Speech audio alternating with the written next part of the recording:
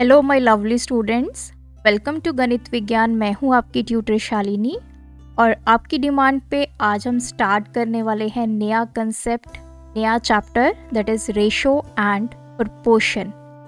ये टर्म्स आपने बहुत बार सुनी होंगी और क्लास में इसके क्वेश्चंस भी प्रैक्टिस किए होंगे।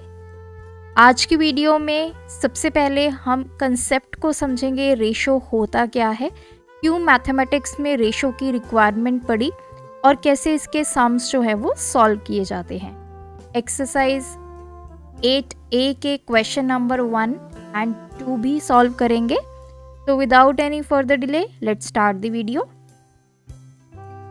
रेशो, देखिए ये जो वर्ड है अक्सर स्टूडेंट्स इसको फ्रैक्शन के साथ कंपेयर करते हैं, क्योंकि रेशो भी सेम उसी तरह से लिखी जाती है जैसे कोई फ्रैक्शन। अब रेशो है क्या और क्यों ये कंसेप्ट मैथमेटिक्स में इंट्रोड्यूस हुआ है। रेशो का मतलब होता है कंपैरिजन। कोई भी दो क्वांटिटीज़ हैं उनका आपस में अगर आपने कंपैरिजन करना है और मैथमेटिकल फॉर्म में आपने वो कंपैरिजन लिखना है तो उसके लिए हमें रेशो की रिक्वायरमेंट पड़ी। अब कंपैरिजन किन टर्म्स में आप कर सकते हैं। अब यहाँ पे आप दो छोटे छोटे बच्चे देख रहे हैं।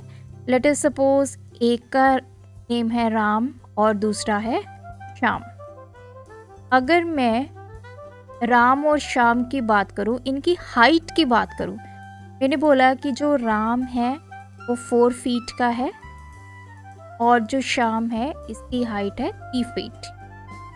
तो मैथ में अगर मुझे ये बताना है कि राम और श्याम की जो हाइट है उनमें क्या रिलेशन है, उनमें क्या कंपैरिजन है, तो मैंने लिखा 4:3 मीन्स राम की हाइट 4 फीट है, श्याम की हाइट 3 फीट है।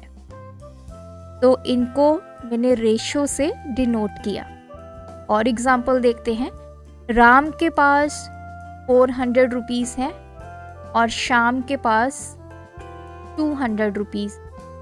तो अब मैंने बताना है कि राम के पास कितने रुपीज़ हैं और श्याम के पास कितने रुपीज़ हैं।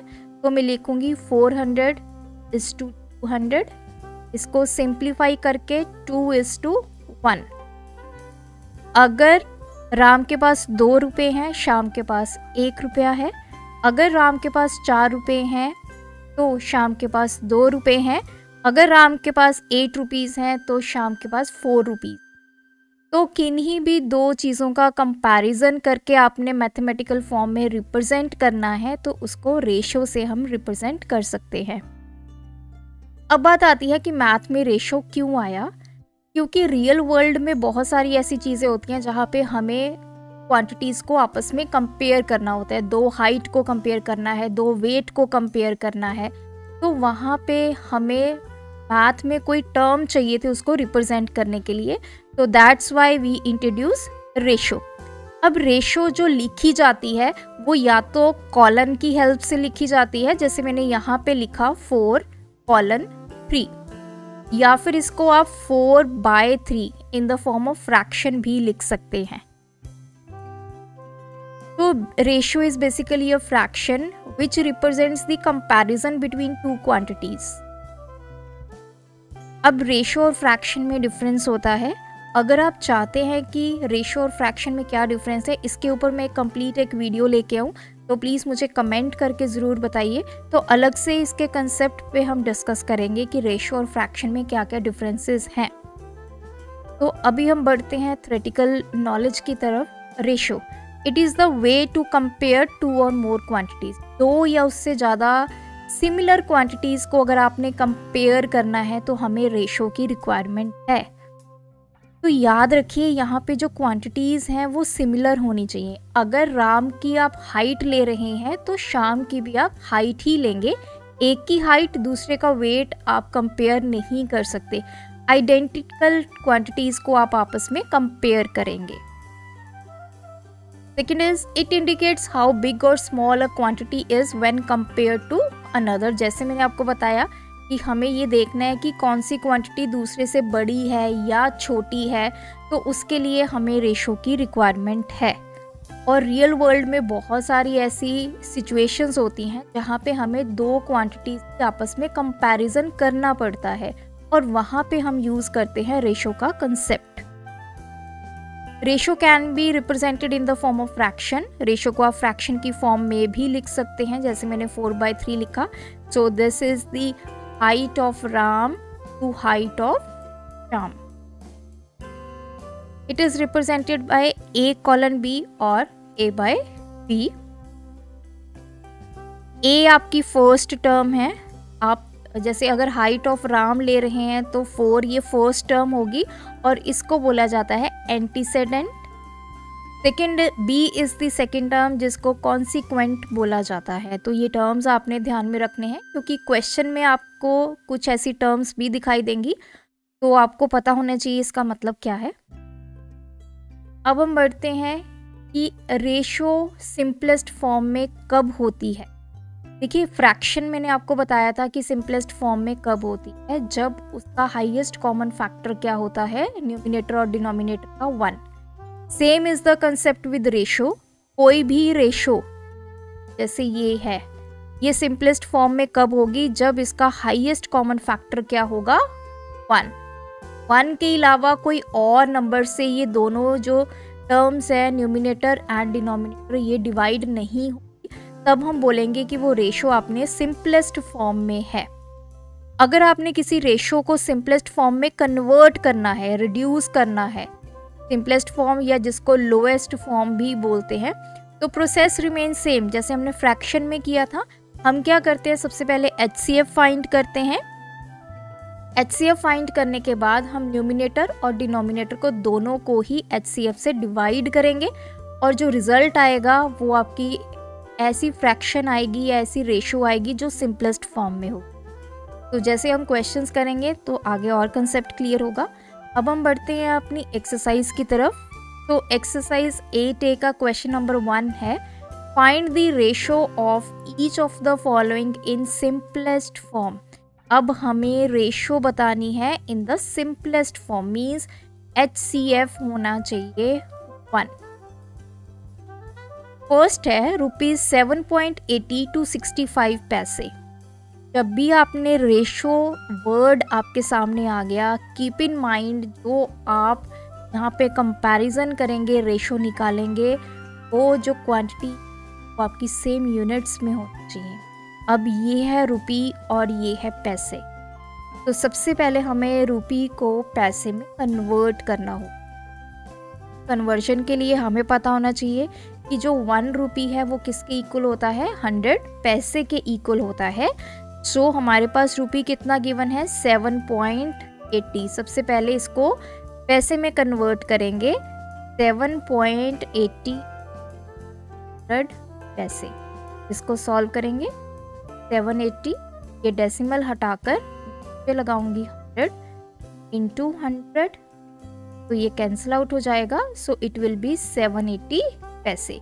अब ये पैसे में आ चुका है, 65 पैसे आ चुके हैं। अब हम रेशो निकाल सकते हैं, तो रेशो विल बी 780। पैसे लिखने हैं लिख दीजिए, अदरवाइज आप सीधा भी इसको कर सकते हैं। तो 780 रेशो 65। तो इसको सबसे पहले हम इफ के टेबल पे कैंसिल आउट करेंगे। 5 1 the 5 then 6, so 5 1 the 5 the, then ये 13 के टेबल पे कैंसिल आउट करें, 13 1 the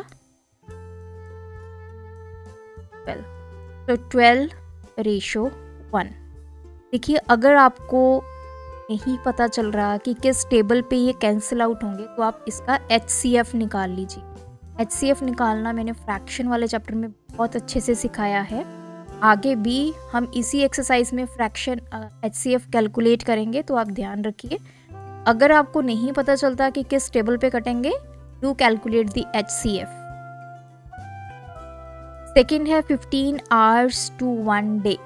अब ये डे है, ये आवर्स है, तो 1 डे में हमारे पास होते हैं 24 hours। सो 15 रेशो 24। 4 कैंसिल करेंगे, 3 के टेबल पे कैंसिल हो जाएगा, 3 5 था, 3 8 था, तो इसके बाद ये कैंसिल, तो 5:8। Third is 750 gram to 2 kg। अब kg वाले को पहले ग्राम में कन्वर्ट करते हैं। 1 kg is equals to 1000 gram. अब हमें कितना गिवन है, 2 kg। 2 kg is equals to 2 into 1000 gram, that is 1000। अब दोनों ग्राम में आ गए हैं, 750 रेशो टू 1000, 0 से 0 कैंसिल। अब आप इसको 5 के टेबल पे कैंसिल कर सकते हैं, 5 4 द 20, तो ये 50 40 आ गया। और फर्दर इसको 5 के टेबल पे कैंसिल करेंगे, 5 3 द 5 8, तो 3:8। नेक्स्ट है 64 ml to 1 litre.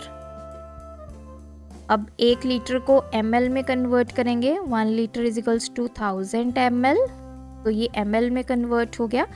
64 ratio 1 litre की जगह हम लिखेंगे 1000 ml, तो 64 रेशो 1000 के टेबल पे करेंगे, 32 500, अगेन ये 60 आ गया, 8 द 125, तो 8:125। मैंने 2 के टेबल पे कैंसिल किया, आप इसको 4 के टेबल पे भी डायरेक्ट कैंसिल कर सकते हैं। 18 mm टू 3 सेंटीमीटर। अब हमें सबसे पहले सेंटीमीटर को mm में कन्वर्ट करना पड़ेगा। 1 centimetre is equals to 10 mm, तो ये कितने सेंटीमीटर है, 3 सेंटीमीटर, 3 into 10 mm, तो इट विल बी 30 mm, तो 18:30। इस सेंटीमीटर की जगह हम क्या लिखेंगे, 30, तो इसको कैंसिल कर दीजिए, 6 15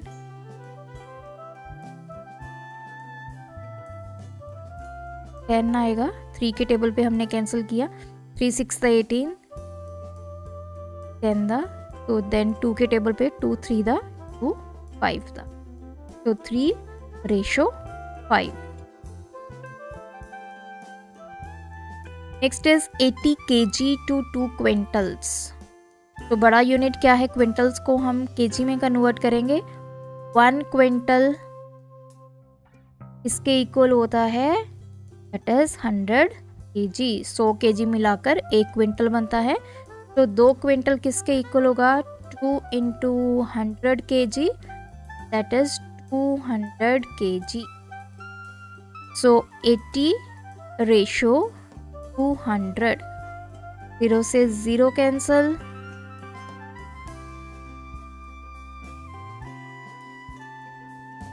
4 के टेबल पे 4 2 द 8, 4 5 द 20, 2:5। जब भी आपने रेशो में को किसी टेबल से कैंसिल करना है, तो हमेशा एक कॉमन टेबल से आपने इसको कैंसिल करना है। ऐसा नहीं है कि 8 को आप 2 के टेबल पे कर दें और 20 को आप 4 के टेबल पे, एक कॉमन टेबल से ही इसको कैंसिल आउट करें। तो next question is express each of the following ratios in simplest form. फिर से हमें इसको सिंपलेस्ट फॉर्म करना है। अब है 15:20, तो देखिए सिंपलेस्ट फॉर्म में कैसे कन्वर्ट होता है। स्टेप 1 क्या होगा, जैसे हमने फ्रैक्शन को किया था वैसे ही हम पे अप्लाई करेंगे।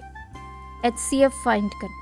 HCF कैसे फाइंड करते हैं, बड़ा नंबर अंदर, छोटा नंबर बाहर। 15 1 द 15, 0। अब ये वाला 15 जो है ये अंदर चला जाएगा, 10 1 द 10, 5। अब ये वाला 10 यहाँ पे अंदर चला जाएगा, 5 2 द 10। तो ये जो नंबर आया है ये आपका क्या है, F। तो HCF हमने फाइंड कर लिया 5। स्टेप 2 क्या होगा, न्यूमिनेटर को भी हम HCF से डिवाइड करेंगे, डिनोमिनेटर को भी HCF से डिवाइड करेंगे। तो 3/5, 3/5 भी आप लिख सकते हो, 3:5 भी आप लिख सकते। नेक्स्ट आपके पास है 49:35। स्टेप 1 में हम HCF फाइंड करेंगे। 49 अंदर, 35 बाहर, 35 अंदर 35, तो 4 1, अब ये वाला 35 अंदर, 14 टू द 28, 3 में से सब्ट्रैक्ट किए 7, अब ये वाला 14 अंदर, 7 टू द 14, रिमाइंडर 0 आ गया। तो HCF आपका आ गया 7। स्टेप 2 में आप न्यूमिनेटर को भी HCF से डिवाइड करेंगे, डिनोमिनेटर को भी HCF से डिवाइड करेंगे। तो 7/5, तो आपकी सिंपलेस्ट फॉर्म आ गई 7:5। थर्ड पार्ट भी आपका सिमिलर है, 90 72। सबसे पहले हम HCF इसका फाइंड करेंगे। 72 1 द 72, तो ये आ गया 18, ये 72 अंदर, 18 4 द 72, रिमाइंडर 0, तो 18 इज द HCF। अब आप 90 को 18 से डिवाइड करेंगे, सिमिलरली 70 को 18 से डिवाइड करेंगे। तो 18 के टेबल में 18 5 the 90 and 18 4 the 72, so your ratio is 5:4। Next part है 365 divided by 146। Step 1, that is HCF। 1 के टेबल पे या 2 के टेबल पे ये चला जाएगा,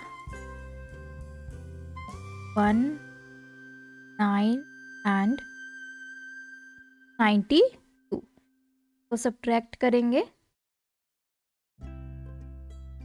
7, तो आपका 146। सो 73 इंटू 2, 3 to the 6, 7 to 14, तो 73 आपका HCF है। स्टेप 2 में 146 को भी 73 से डिवाइड करेंगे, 365 को भी 70 से डिवाइड करेंगे। तो ये तो हमें पता है 2, और 365 को आप 73 से डिवाइड, 5 के टेबल पे जाएगा क्योंकि लास्ट नंबर आपका 5 है। 5 3 the 51, 35 30, yes, 73 into 5 that is 365, तो 2:5। Next part 1111:259। 259 डिवाइड बाय 111, तो 2 पे जाएगा 2 2 2, 7 एंड 3। अब डिवाइड में आ जाएगा 1 1 1, तो 37 3 द 7 3 द 21, 2 3 3 द 9 10 11। तो HCF आपका आ गया है 37। This is the first step. Step number 2, 111 को आप 37 से डिवाइड करेंगे, सिमिलरली 259 को भी आप 37 से डिवाइड करेंगे, सो दिस विल बी 3। अब 259 है, लास्ट नंबर देख लीजिए 9 और इधर है 7, तो ये आई थिंक 7 पे चला जाएगा।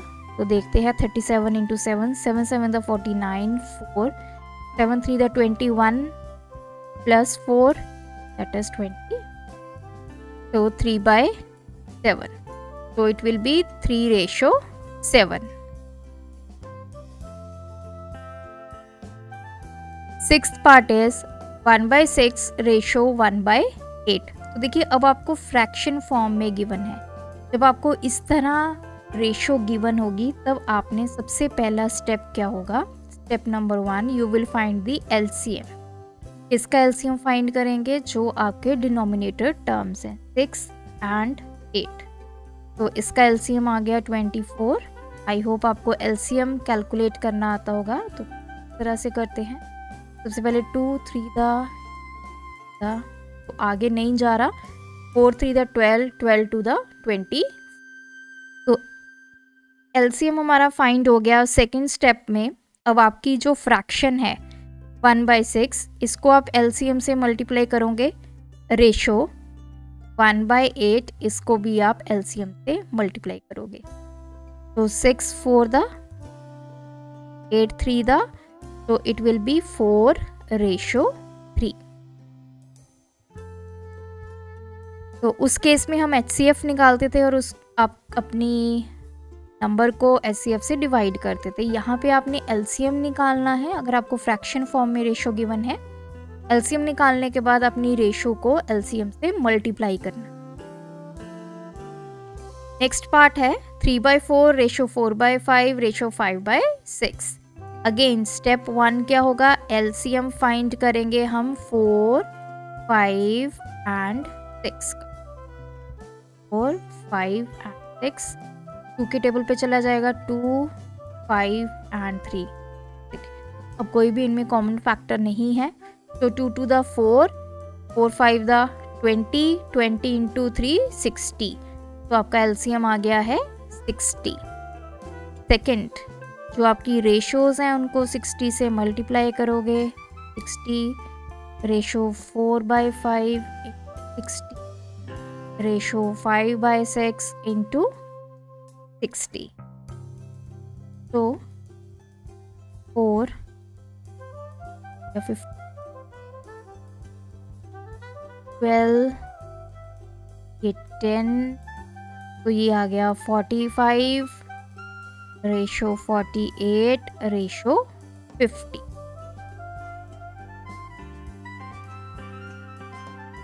लास्ट पार्ट इज, तो सबसे पहले इसको हमें जो है कन्वर्ट करना होगा। ये मिक्स्ड फ्रैक्शन है।